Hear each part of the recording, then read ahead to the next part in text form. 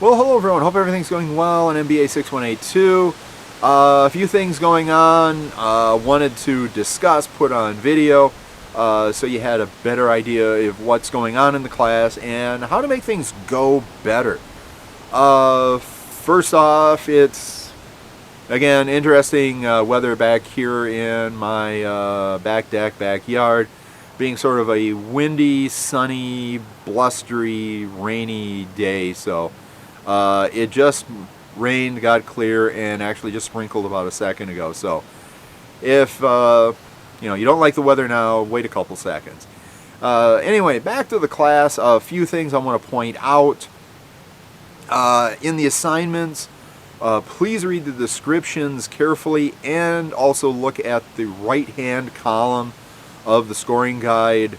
I get emails now and then, not just in this class, but over the past several quarters. When I grade assignments, I get comments like, I didn't know this was required when I graded them. Well, the thing is, I'm grading according to the scoring guide, which is something everyone in the class has a chance to go and look at. Also, the requirements for the assignment are there as well, so please go in and take a look at those things. It will help you a lot. Also, as far as getting the assignments graded, I do shoot for getting them in within 3 days after they're due. I do teach a full load of courses here, plus I'm a learner as well.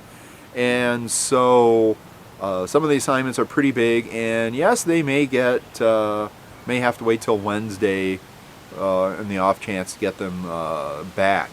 And another thing too, I am grading presentations in another class, and those alone are more than a full week's work just by themselves. So in case anything gets delayed, if there's late assignments coming in, they tend to get pushed to the back of the pile. So if you have stuff coming in late, be patient in case it takes a little bit longer to get graded. I've had emails over the past few quarters. Why hasn't my assignments come in? Why hasn't my assignment been graded? And I found out, well, it was late and it actually got turned in maybe just minutes ago. That's actually happened. In fact, so that actually did happen this quarter as well.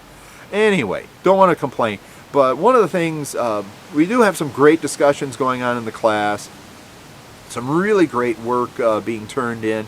And this week we're looking at, one of the things we're working at is supply chain. We could easily spend an entire, not just a 6-week, but a 10-week course just on that. There's just so many things. There's been posts on RFID, which is a great technology.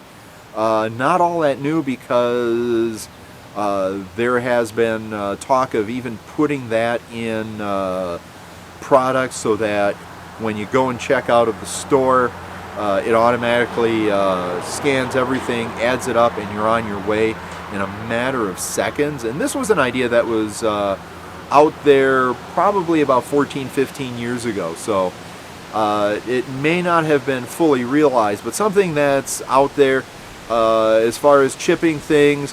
It may not be in individual packages, but individual product packages. It may be in bigger boxes, definitely onto pallets, and sometimes maybe just on bigger things like trucks or containers. But it does allow a much faster checking in, checking out, knowing what's there, because you don't have to go and individually scan a product to get that information off of it. It's really cool technology, and it's transforming what used to be distribution. What used to be known as warehouses are now distribution centers, because things are getting moved out faster. We're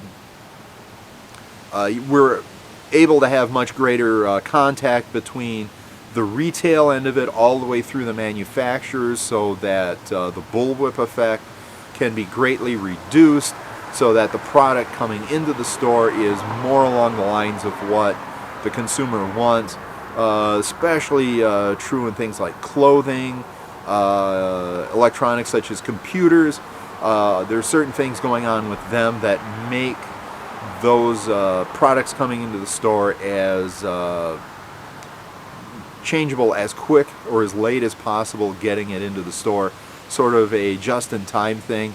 Again, looking at just-in-time, that's also an interesting story how that came into being, because Toyota came to the United States in the 1950s to learn how to make cars from Ford, and Ford showed them, you know, here's how we make it. These engine blocks were made last year, and now we're putting them into cars now.